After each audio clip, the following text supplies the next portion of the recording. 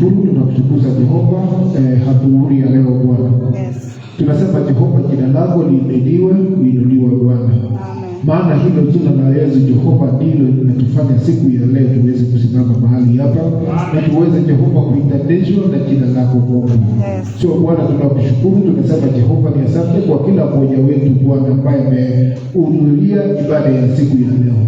Ninajua Jehova ya kwamba kuna kitu umeandaa Jehova kuhusu maisha yetu na maisha yetu ya kiroho Mungu, na hata mienendo yetu Jehova ya kila siku Mungu. So tunaomba ya kwamba Bwana, tunaponena hili neno Bwana, likuwe ya baraka katika kila mmoja wetu, na mioyo yetu Jehova yaweze kufunguka kwa ajili ya hili neno. Uinuliwe na utukuzwe, na katika jina la Yesu Kristo naomba nikiamini.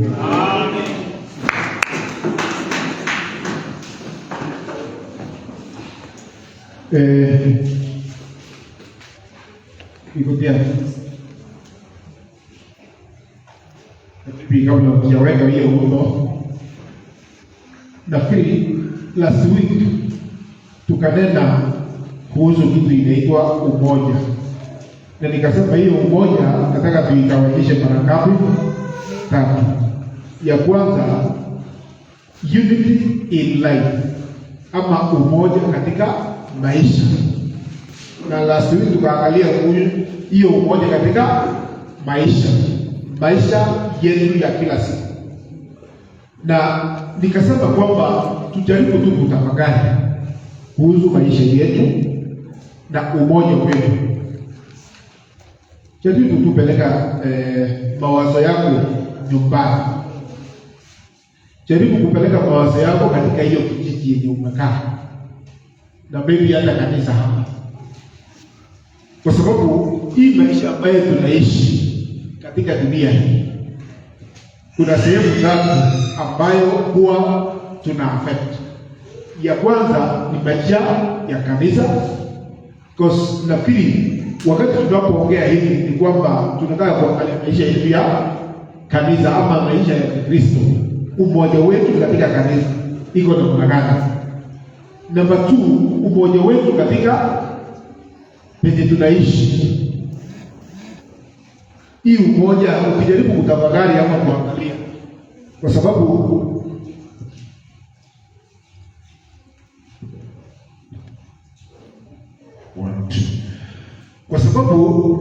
ama kwa hiyo miaka yote umeishi dunia hii, ama nianze tu nikiuliza, unaona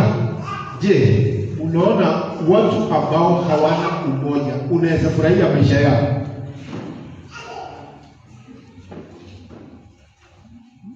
Hata siku ile nchi yetu haina umoja, si tunaanza kuwa na wasiwasi. Yaani kama hakuna umoja tunakosa amani, kama hakuna umoja tunakosa maendeleo. Na nikasema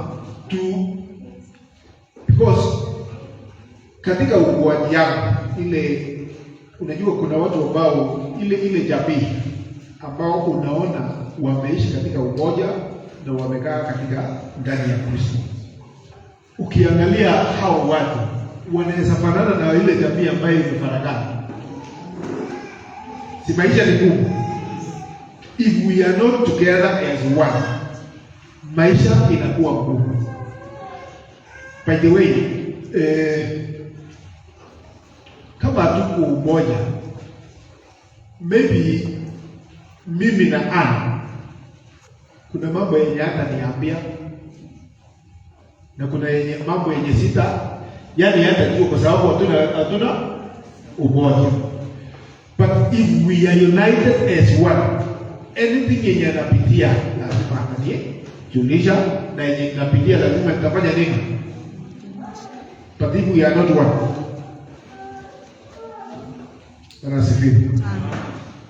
So hiyo ni maisha ya kawaida ya dunia ambayo it is our natural life.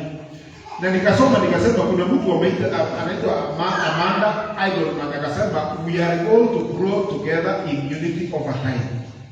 Ya kwamba tumeitwa kila mmoja wetu tukue pamoja katika maisha yetu yote. So kama uko mahali hapa na hujakuwa na intention ya kukaa katika umoja na mmoja ni mwingine, because si kwa kanisa peke yake, hata kwa kijiji. Sana maybe baba lea anawaambia, si kuna nyumbani ile ya ushago na kuna ya hapa. In case kuna wakati maybe kuna mambo inatendeka huko nyumbani na hata participate, watu watasimama pamoja na yeye? No. Sitakuwa ngumu. Even penye tunaishi tukiwa town, kama hujakaa na umoja na watu, ukihitaji watu watasimama na wewe. Ndivyo nikasema kwamba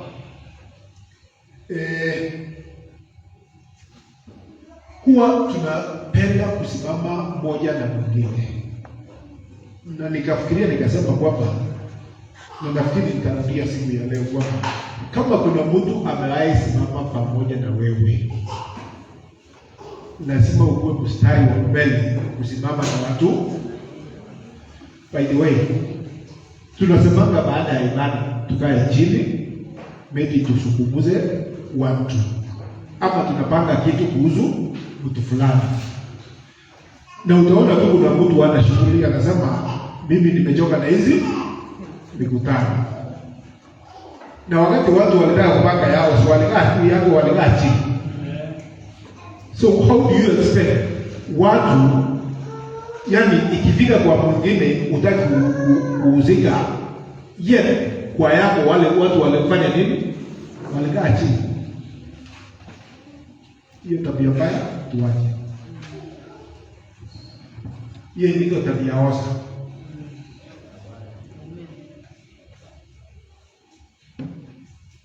Wanasifiwa. So unity in life, tukasema kwamba coming together as a cohesive whole, yani kukaa pamoja kama kitu kimoja ambaye haitenganishwi. Na nafikiri nikatumia mfano ya kwamba nikiwa ukiniona hivi, kuna pale inaweza tolewa kwangu kwa hii mwili wangu na nisikia vizuri. Sema tukate hii kidole. Hii mwili iko na members mingi, si ndio? Na every member has a function. Kuna ile kazi inafanya. So pia mwili wa Kristo ni kitu kimoja, na kila sehemu ama kila mtu ako na sehemu yake, ako na role ya kufanya. So kama hujafanya hiyo role, unatarajia nani afanye? Bwana asifiwe. Amen. So unity in life, and then the biblical aspect of unity. So siku ya leo nataka tuangalie the biblical aspect of unity. The biblical aspect of unity. Na nitasoma hii statement inasema kwamba in the Bible, unity is a spiritual oneness and harmonious fellowship among believers in Jesus Christ, grounded in shared faith, purpose, and love for God. Wanasifiwa. Amen. Unity is spiritual oneness, kuwa na umoja katika kiroho, yaani umoja katika roho. Waje tuseme umoja katika roho. Na harmony inamaanisha kama tunaishi in harmony, inamaanisha hakuna nini, hakuna mfarakano ama hakuna utengano, yaani tunaweza ishi pamoja bila kuwaruzana. That is where harmony is. And by the way, tunasema kwamba hakuna mwenye, yani we are all different. Fanye tumie hiyo kwamba sisi wote ni watu tumeumbwa tofauti, lakini hiyo tofauti haipaswi kututenganisha. In fact, the difference ndio inapaswa kutuunganisha vizuri, kumaanisha kwamba lazima pia tuelewe moja na mwingine, tuelewane. Elewa tabia ya mtu. If you understand, kwa nini si tuliunganishwa? Kwa mfano mimi na Hana, kwani anakuwa paka? Kwa nini tunaishi kwa nyumba moja? Kwa nini tumekaa hiyo miaka na tukua mipaka? Lakini ikifika kanisa, fulani amekwaza, mimi nimewaja kanisa.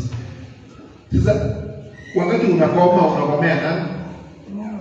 Unakomea pastor ama? So sisi tuange penye tunapeleka shida zetu. Si mwanadamu mwenzako ni nani? Na Mungu anasema tukae pamoja. Huyo mtu anaweza kuwa si perfect, lakini Mungu anataka tukae kimoja. By the way, is it Hebrews 12:14 inasema nini?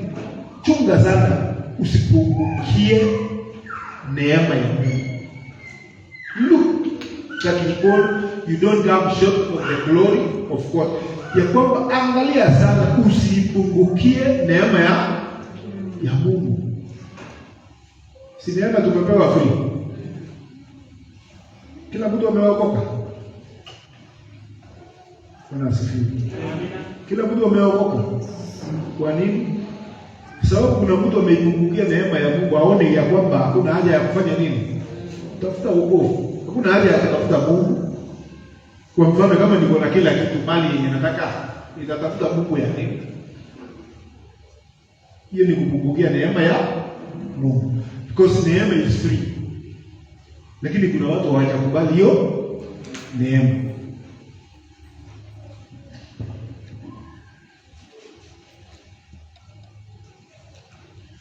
So, spiritual oneness, harmonious fellowship among believers in Jesus Christ. Yaani umoja kwa Wakristo ambao wanaamini, ama waumini ambao wanaamini Yesu Kristo. Tukuwe na nini?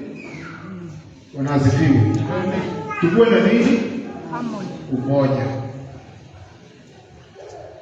Kwa sababu tuko na imani ngapi? Moja. Tuko na lengo ngapi? Moja. Na sisi wote tunampenda Mungu. So kama unasema unapenda Mungu na upende jirani yako, sio neno ikiuliza. Unasemaje unapenda Mungu mwenye hujaona na upende jirani yako mwenye unamwona? Inawezekana?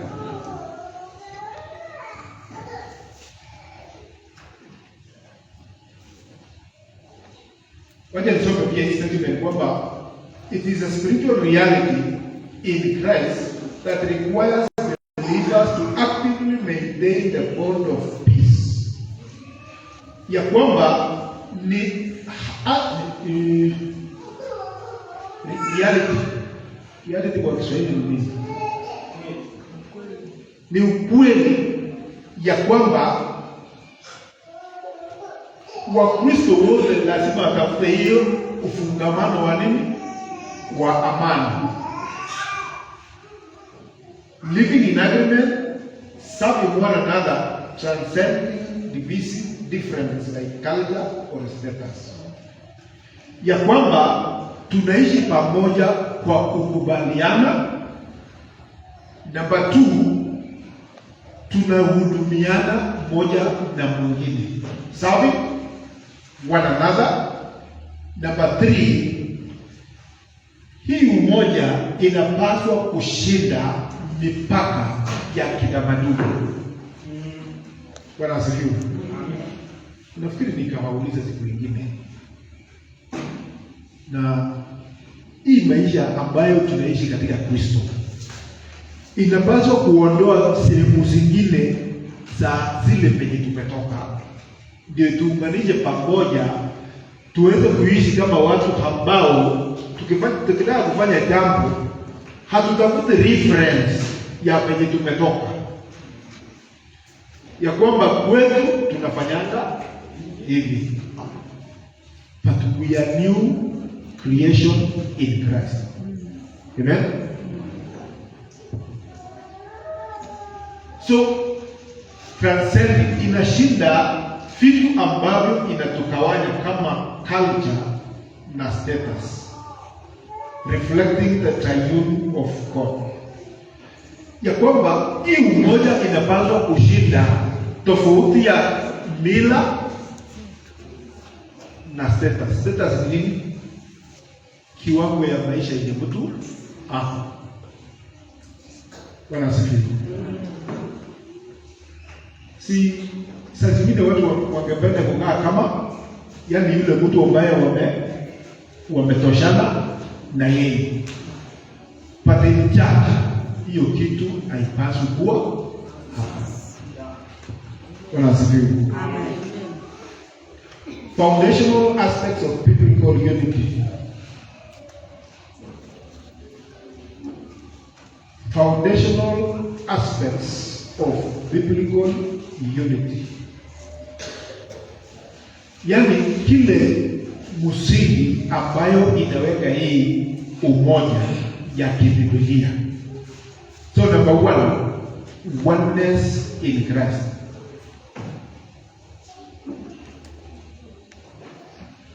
Oneness, foundational aspects of biblical unity. Number 1 ni kwamba oneness in Christ. Na nafikiri kuna siku nikawaambia wokovu wangu si iko better than wokovu yenu, because we are all saved the same way. Sisi tumeokolewa kwa damu ya Yesu Kristo. Ama kuna mtu ameokolewa kwa sababu alifanya matendo mema? No. Kuna mtu ameokolewa kwa sababu alikuwa mzuri sana? Sisi tumeokolewa kwa damu ya Yesu. Na sasa hii umoja wetu inamaanisha kwamba oneness in Christ means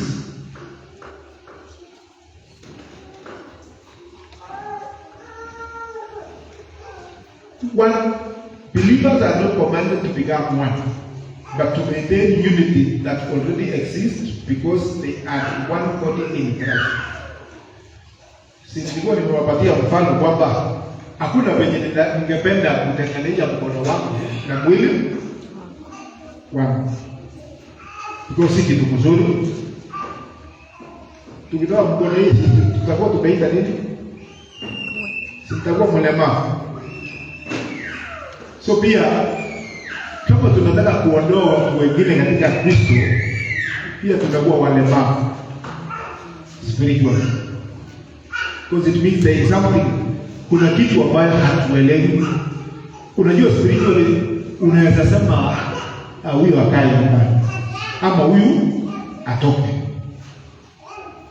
but you don't know ile kitu ambayo unamfanyia Mungu.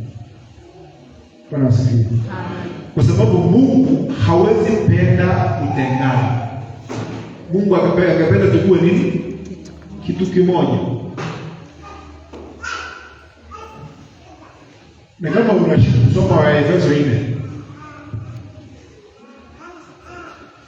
foundational aspects of unity, of biblical unity. Number 2, the Holy Spirit. Oneness in Christ, number 1. Number 2, the Holy Spirit. Kama roho ambayo tuko nayo ni ule roho mmoja. Then how comes we are divided? How comes we allow division iingie katika kanisa, yet we are used yule roho mmoja tu, Roho Mtakatifu mmoja ndiye anayetuhudumia sisi wote.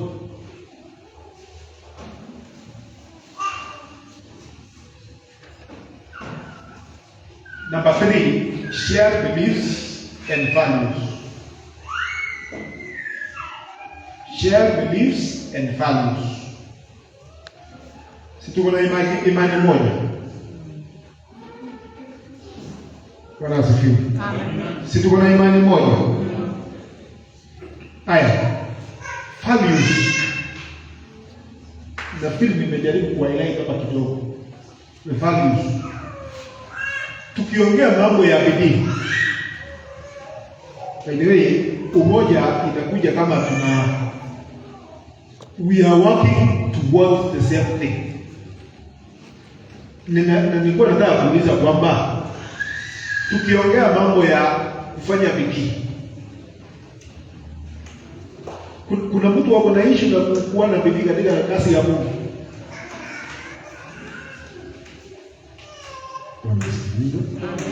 Ninauliza, tukisema tukuwe na bidii, kuna mtu atasema hapana, bidii si kitu mzuri? Yaani kuna mtu wako na issue na bidii? Sisi wote tunakubaliana bidii ni kitu mzuri. Because hata wewe ndio uko tajiri, lazima ufanye nini? Ufanye bidii. Mwanafunzi ndio wapita mtihani, lazima afanye bidii. Hata sisi vile kuna hiyo statement huwa tunasoma ya kwamba nina acknowledge ya kwamba kukua katika Kristo si kitu automatic, lazima ufanyie kazi.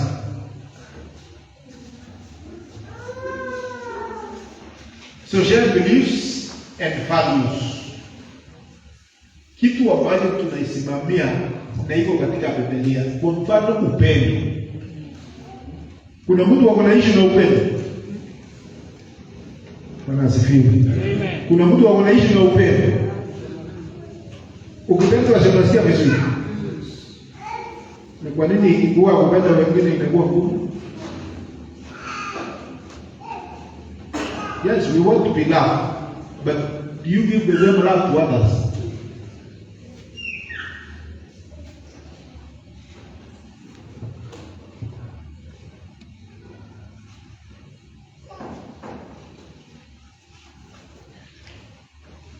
Biblical mandates for unity.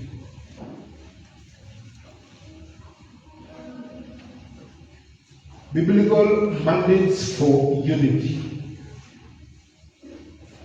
Yaani ile matakwa yenye Biblia inataka tukue na umoja ni kwa sababu gani? Ama kwa nini Biblia inatuamuru tukue na umoja? Nafikiri yeye itakuwa rahisi, sio? Ni kwa nini Biblia inataka tukue na nini? Na umoja. Number 1, harmony and peace. Ya kwamba utangamano na amani. Watu wakiwa na umoja, kuna kitu inaitwa amani na kuna kitu inaitwa utangamano. Waje niwaulize watu wenye walikuwa wali experience hiyo sana. Nafikiri mama yao alikuwa karibu na mpaka. Si hiyo mrengo mwingine ilikuwa Kigoma. Na huyo mwingine ilikuwa Lamu pande. Ukavuka barabara kwenda kununua kwa duka yenye pande ile.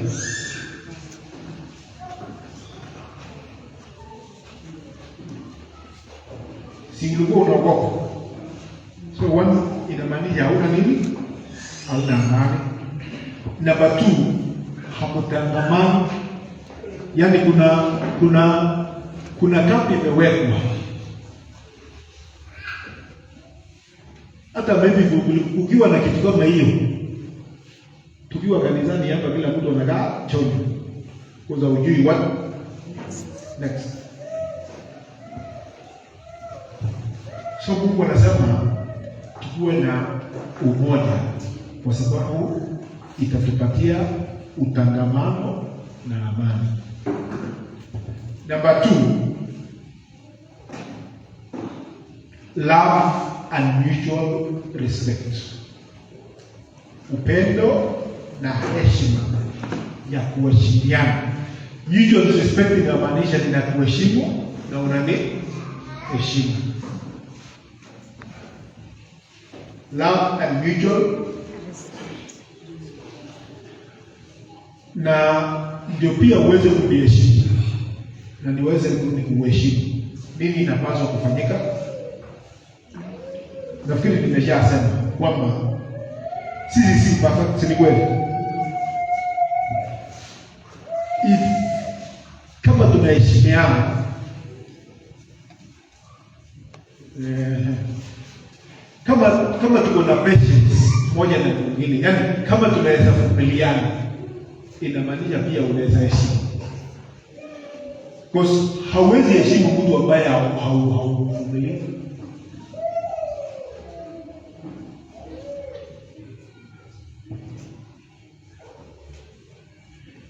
Kindness kwa Kiswahili ni nini?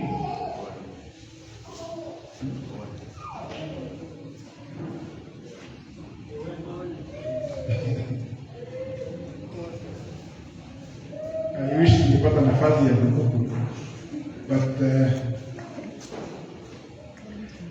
yani wacha nitumie hii mfano. Tuseme unaona kuna mtu anahitaji fulani, and you are moved by compassion, uweze kumsaidia. That is being kind. Ama ukute kuna sema tuko kwa laini tunataka service, na ukute kuna mtu maybe anahitaji zaidi kushinda wewe. Unasema kama ni mzee, si wakati tunaenda laini kupiga kura, unakuta wazee na wamama wajawazito wanapitishwa. Hiyo ndio kitu inaitwa kindness.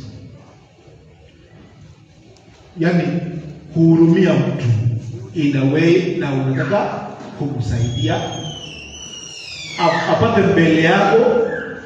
Yani it's like una sacrifice nafasi yako upeane kwa mwingine. Ya hiyo kuwa na mtu ama kuwa mwema. Number 3 ni kwamba one mind and one purpose. Kwamba Biblia inataka tukue na nia moja na malengo moja. One mind, one purpose. That is the reason for unity.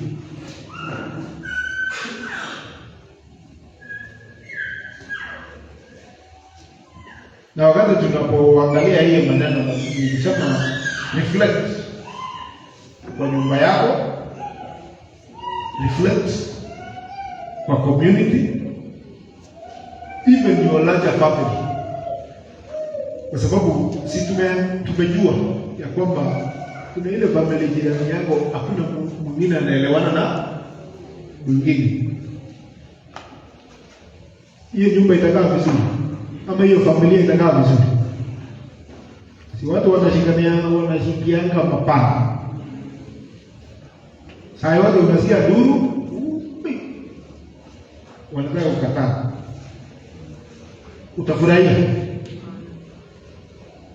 Sasa kama utafurahia, tunaona huko nje, si pia tufikirie kuhusu umoja wetu wapi, and especially in Christ, kwa sababu hakuna kitu kinatutenganisha. Kwa sababu tuko na roho moja, tuko na Kristo moja, tuko na imani moja, tuko na maadili moja inafanana. Because when you talk of love, all of us agree for love. Bwana asifiwe. Amen.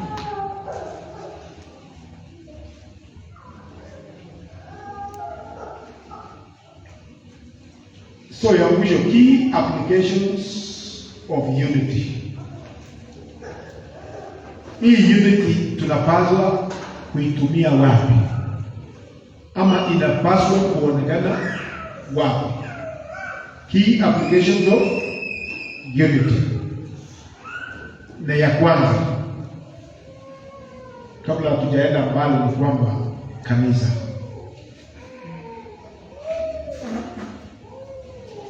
Place ya kwanza yenye umoja inapaswa kuonekana ni wapi? Church. Kanisa. By the way, ninawaambia siku nyingine ya kwamba there is a very thin line kati ya mwili na roho.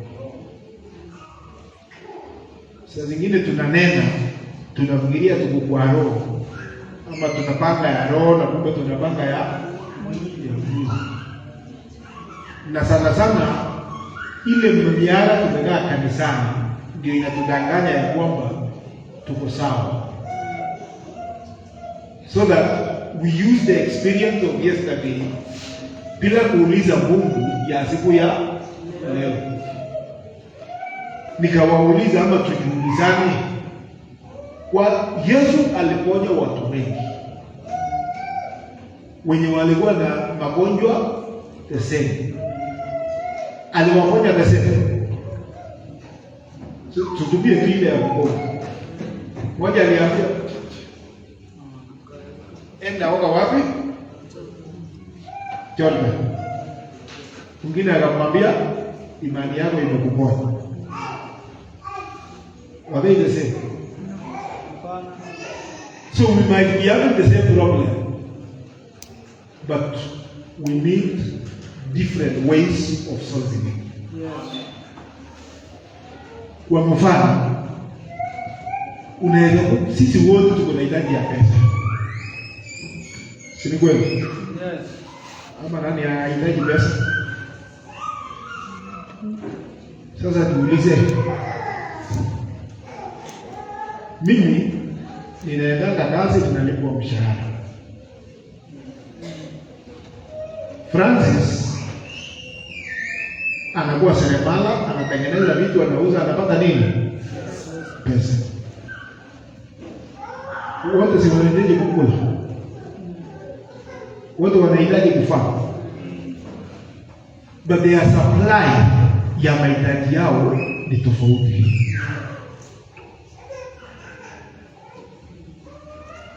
Na pia hao watu wote pia wanapaswa kujenga kanisa la nani?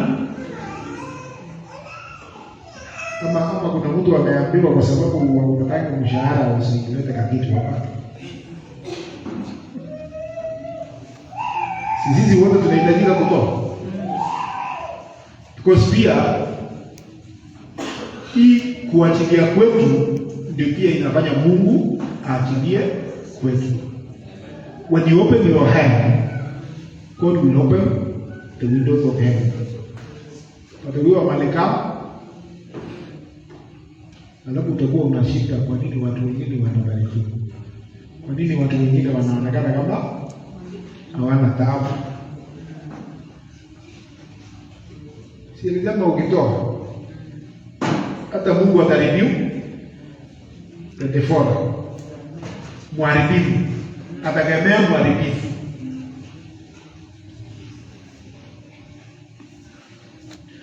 Key applications of unity. Number 2, transcending divisions. Na hapo, to be honest, ninaonanga ndio kuna shida sana kwa kanisa. The ability kupita ile mpaka ambayo maybe niseme hivi kwanza, ya kwamba Biblia inasema as a man thinketh, so he is. Vile tunavyowaza ndivyo tukuwavyo.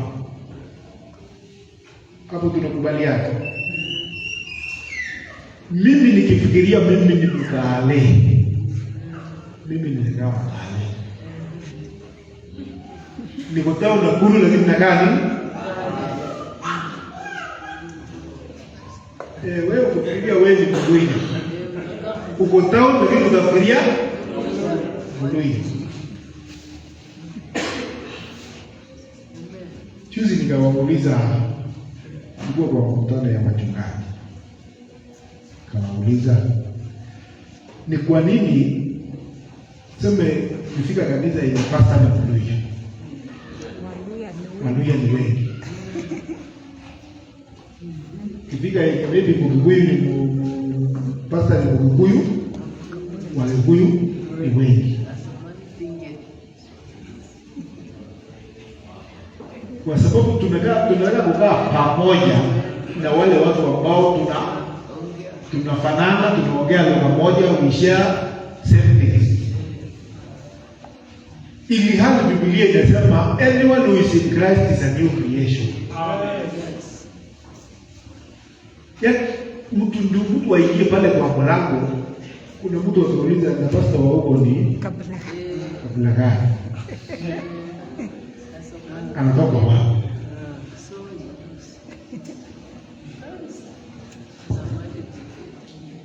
Sio tunahitaji neema kubwa. Mungu atukomboe. Amen. Kwa pengine nikawauliza nikienda kupeleka mahali kwa mama Lea. Mimi natoka Rift Valley, natoka Western. Tunaenda kuongea lugha gani huko? Kiswahili. Yani Kiswahili, but the way tutakari out hiyo engagement.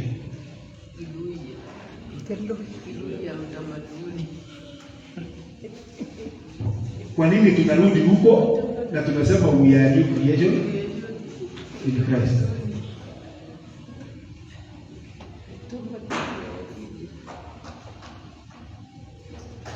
Unajua saa ingine ni ngumu. Ile kitu ulisoea. Yani you have known all your life this is the way of doing things. Kitu ingine mpya ikikuja wameharibu bila yeye. Swali moja nikauliza nini? Kuna vitu yenye watu wa Western wanafanyanga na sisi hatufanyi. Ingekuwa ni ukweli ya kwamba tusipofanya hizo vitu iko laana, tungekuwa tumeisha. Ingekuwa ile vitu tunafanyanga kwetu na hakufanyi, ingekuwa ni ukweli, nyinyi mungekuwa mmeangamia. That is why this is Galatians 4.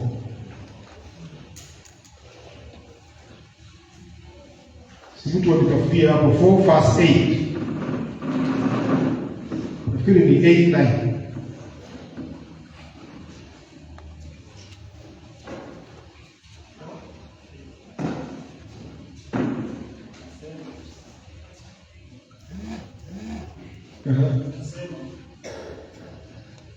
Lakini wakati ule kwa kuwa hamkumjua Mungu, mliwatumikia wao ambao kwa asili si miungu.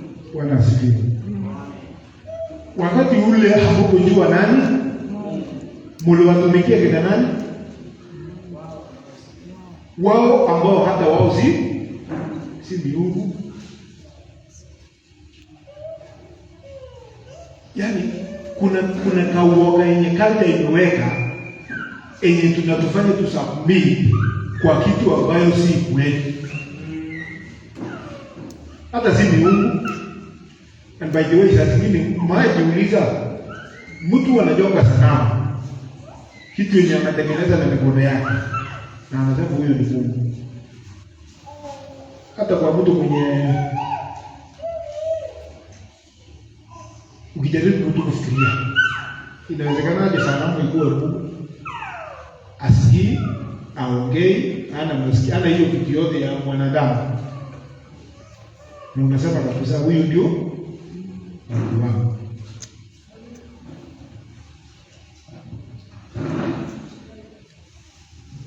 Tulikuwa kwa namba 2, transcending divisions. Unity in the body of Christ transcends cultural, inapita nini? Kitamaduni, racial, societal, and economic difference, emphasizing that in Christ all are equal, ya kwamba katika Kristo wote wako sawa. So tuangalie ni wapi ambapo katika kanisa la Mungu tumekosea. Is it katika culture? Is it katika color, racial? Si mzungu wanaona Mwafrika ni nyani, ni mtu ana dhamani. So vitu kama hivyo ya rangi ya mtu inaweza duwili ikuwe inatutekanisha. Bwana asifiwe. Societal, nafikiri sasa ile tulikuwa tunasema ya status ni hali yetu ya kiuchumi ndio inatutenganisha kanisani. Bwana asifiwe. Ya economic difference, ujumbe.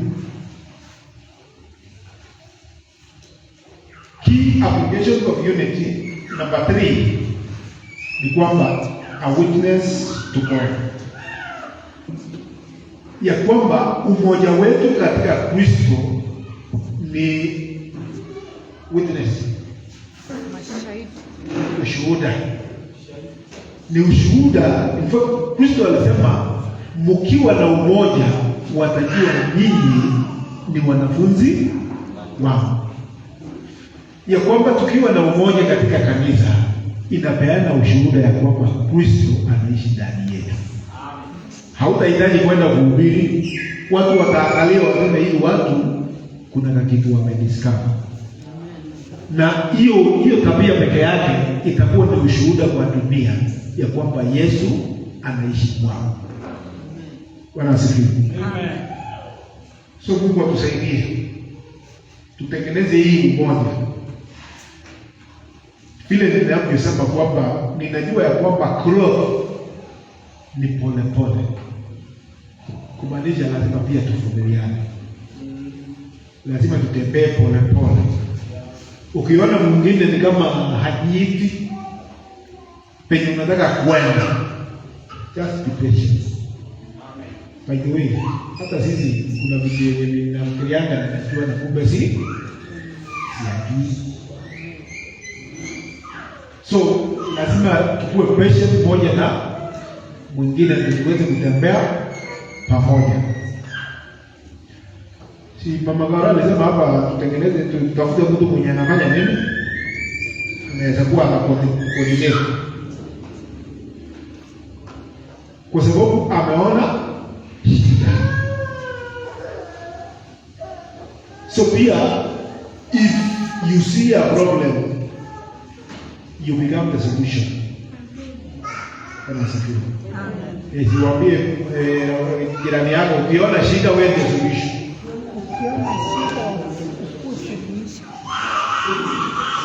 Ukiona shida wewe ndio usigoje mwingine solve. Because by the way, wakati Mungu anapoonyesha anajua ya kwamba you can do it. Aya, wewe kuonyesha maono, you see revelation, pray for it. Si tumesema ukiona shida fanya nini? So ukiona pia maono usikuje utuambia kwanza, kwanza. Ukiona maono ama ukiona shida, pray first. Share ni wakati Mungu amekwambia sasa imefika wakati wa kufanya nini? Wa kusema. Most cases yale revelation ambayo Mungu anatupea is not for public. It is for you usimamishe kanisa. By the way, unajua Mungu apendaji hakuwa kwa business ya kuaibisha watu. Sijui kama tunakubaliana hapo. Mungu hakuwa kwa biashara ya kuaibisha watu. Otherwise, kwa nini? Ni kwa sababu unafanyaga? Si Mungu angekuwa amekuamini. But kwa sababu ya neema yake anamfunika. Anakupatia haraka chance ya kuangalia ya kwamba umefanya makosa na uanze kutubu. Ukitubu ya zamani inaisha na unakuwa kiumbe kipya. So tusikuwe watu ambao ni wepesi wa kutaka kusema fulani alifanya hivi, alifanya vitu ya aibu. Hapana, kazi ya Mungu ni ya kuponya, si ya kujeruhi. Kuna sifiwe. Amen. Kazi ya Mungu ni ya kufanya nini? Kuponya. Kuponya, si ya kujeruhi. So zaingine, because tunataka kuonekana we are right, tunajeruhi, ili hali Mungu alikuwa anataka utumie hiyo opportunity kuiponya. Amen? Amen. So tukuwe watu wa umoja. Biblical aspects of unity. So next time tutaangalia sasa maandiko yanasema nini. Amen? Amen. Baby, kuna kitu nikupea.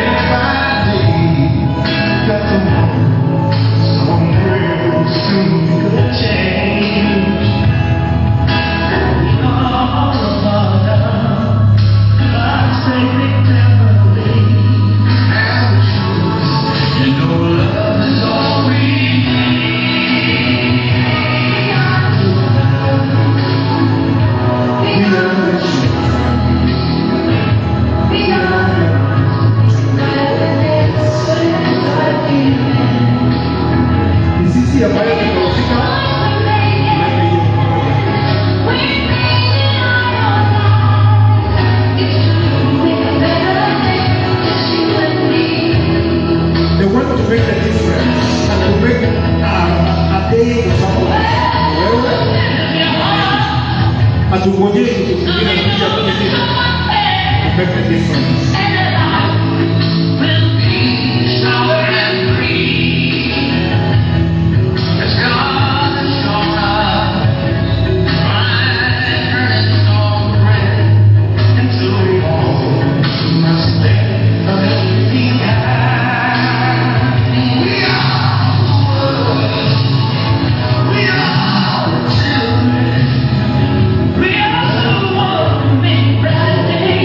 So let's start.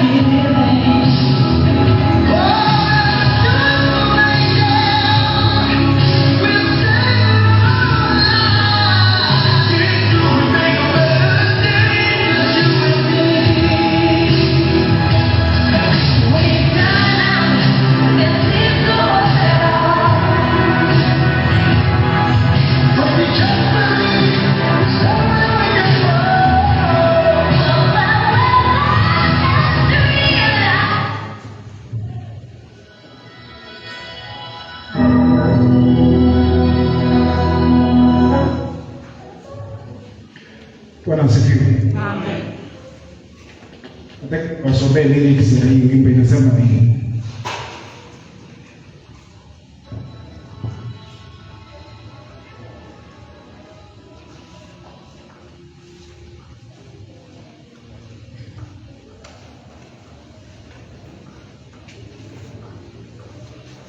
Sababu kama mzungu ni waimbaji wengi walikusanya pamoja, mwingine anaitwa Leon Rigi, ikasema there is a time we must heed a certain call.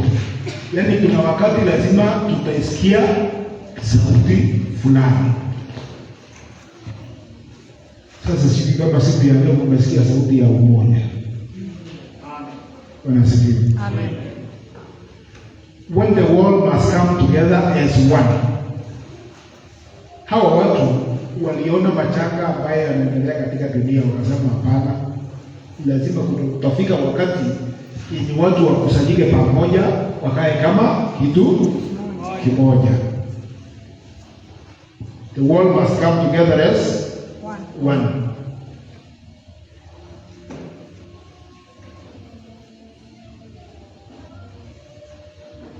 Kuna watu wanakufa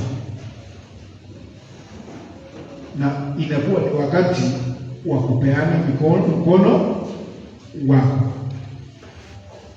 ya kwamba kuna wakati unafika ambapo tunasema enough is enough. We must do something to make a difference. Wanasikia. Amen. Na sasa tunangoja wakati mwingine. Wakati ni sasa. So kama umekuwa na ugumu kusimama na wengine, kwa inamaanisha sasa imefika wakati wa wewe kufikiria juu ya maisha yako vizuri. Usipungukie neema ya Mungu, kwa sababu kukosa kuwa na umoja inamaanisha tumepungukia neema ya nani? Yesu alisema mimi na Baba tuko kitu kimoja. I and the Father are one. So we must be one as Christ and the Father are one. Kusimama.